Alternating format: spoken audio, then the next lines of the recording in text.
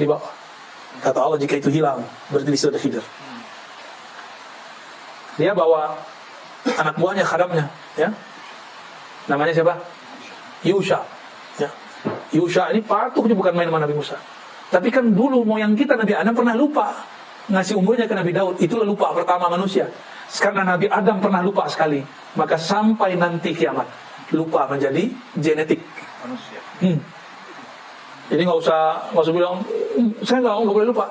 Emang kita udah takdirnya lupa. Nabi Musa bisa lupa, coba Yusha bisa lupa. Kalau nggak mau lupa jangan jadi manusia. Jadi malaikat aja ya. Terus jalan. Terus Nabi Musa bilang kita rehat lagi, rehat. Pas rehat, Nabi Musa nanya, Yusha, aina samak, aina al-hud, mana ikannya? Yusha merasa bersalah. Biasa kan dia khidmah, dia bertugas.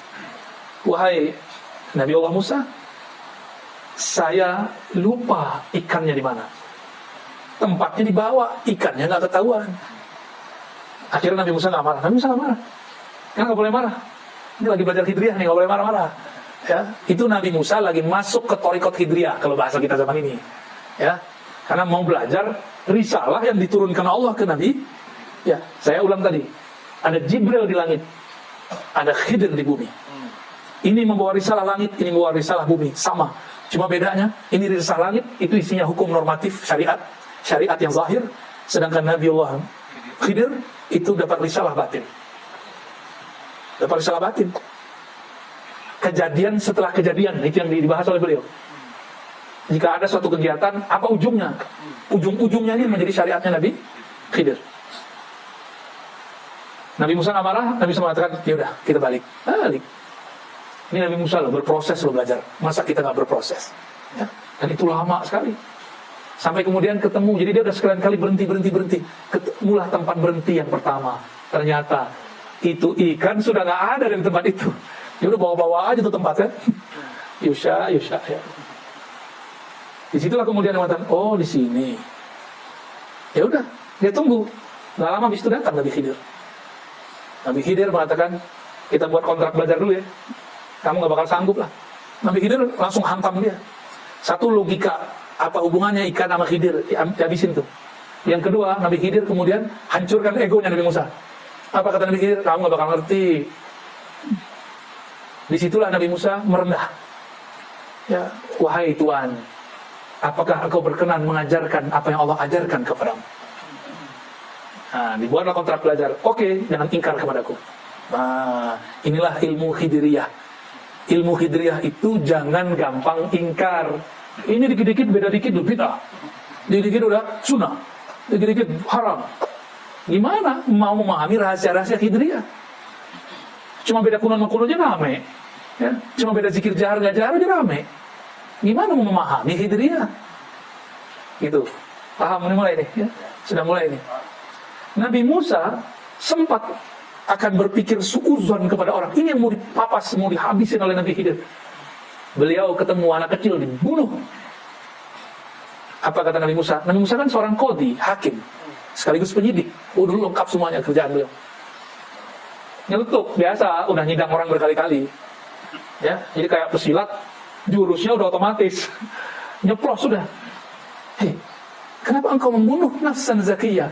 Jiwa yang masih kecil, masih suci. Nabi Khidir langsung, tuh kan, gue bilangin. Ente gak bakal paham, gak bakal sabar, gak bakal sanggup. Nabi Musa kemudian, oh ya maaf. Berarti Nabi Musa, ini pelajaran buat kita semua.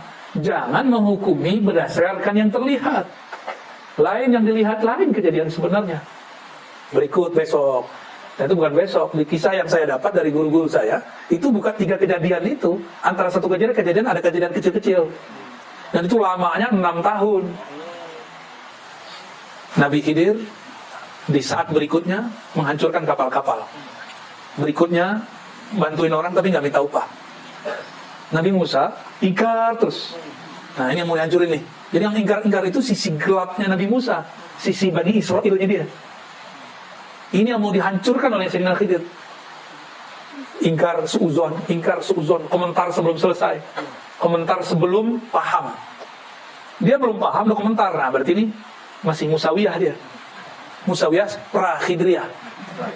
Tapi kalau Musawiyah Ba'da Hijriyah, wow cakep bukan main, sempurna sudah. Selesai sekian tahun itu yang disimpulkan jadi 3 kejadian besar. Apa kata Nabi Khidir?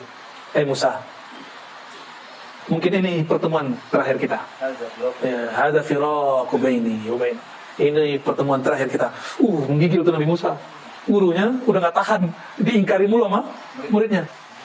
Dijelaskan oleh Nabi Khidir, itu anak pertama yang kita bunuh. Itu bukan saya, bukan urusan saya, bukan min amri. Dia itu kalau gede akan menjadi asbab orang tuanya kafir. Karena orang tuanya soleh, ada perintah dari Allah, selamatkan nih keluargaku, gitu, selamatin.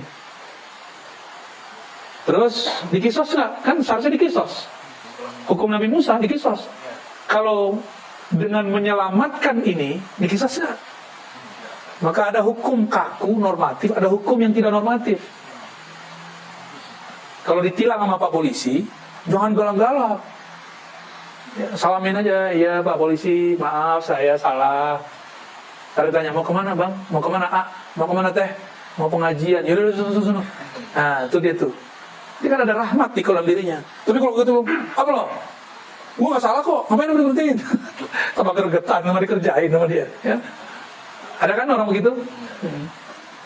Paling sebel yang begitu. Nabi Khidir, karena tugasnya ngerjain Nabi Musa untuk merontokkan syaknya Nabi Musa, merontokkan rasa dia lebih alim, merasa alim. Jadi tugas risalah Nabi Khidir apa? Menghancurkan sisi nafsiyah. Apa arti nafsiyah? Penyakit-penyakit, tabiat-tabiat, kedirian, keegoan. Nah, kita ini punya tabiat-tabiat buruk tuh. Hati-hati, ya. Ini harus disembuhkan lewat ilmu Khidriyah. Lalu coba, sebelumnya itu kapal dihancurin. Itu kapal milik para suami.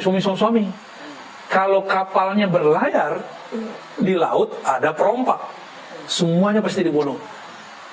Kalau orangnya mereka berlayar semua, matilah semua suami-suami, maka istri-istri menjadi janda. Mending janda bakal ada yang ngawinin lagi. Ini gak ada yang mau ngawinin aja, gak ada. Semuanya mati. Maka takdirnya digeser. Jadi ilmu Nabi Khidir tadi tidak ingkar, menghancurkan syak, menghancurkan nafsiyah. Yang keempat, menggeser takdir. Jadi takdir bisa digeser. Takdir bisa seharusnya Indonesia ini udah hancur Pak dari kemarin. 2019 udah kayak Taliban gitu dah. Udah kayak Afghanistan hancur udah. Perang saudara gitu, udah kayak Suriah seharusnya 2019 kemarin. Ini kalau ngitung takdir Pak, ngitung takdir. Lah kok yang bertarung satu jadi presiden, satu jadi menteri, itu kan aneh, itu takdir apa itu? Itu kalau nggak paham Hidriyah nggak ngerti. Kalau nggak ada wali-wali Hidriyah di sini, wali-wali yang punya ilmu Hidriyah di bumi ini, di negeri kita Nusantara ini, Indonesia sudah jadi Irak, sudah jadi Suriah, sudah jadi Libya, lewat sudah. Maka kita bersyukur walaupun hidung pesek-pesek begini, ada wali Pak di antara kita. Ya, ada wali di negeri ini. Mereka lah paku-paku bumi. Mereka lah pagar-pagar negeri. Ya. Jadi jangan lagi ngeluh jadi orang Indonesia, jangan lagi pakai puisi Khairul Anwar, aku malu jadi orang Indonesia. Itu kan kritik sebenarnya maksud beliau itu Khairul Anwar. Tapi orang salah paham, mikirnya kalau Anwar itu nggak nasionalis. Ya lagi-lagi gagal Hidriyah. Kita nyebutnya Hidriyah, Pak ya. Khidir. Biar gampang. Jadi apa ilmunya tadi? Satu, tidak ingkar. Nggak langsung ingkar sebelum selesai kejadiannya. Terus hancurkan syak. Jangan gampang syak, ragu. Ketiga, menggeser takdir itu kan horor kan.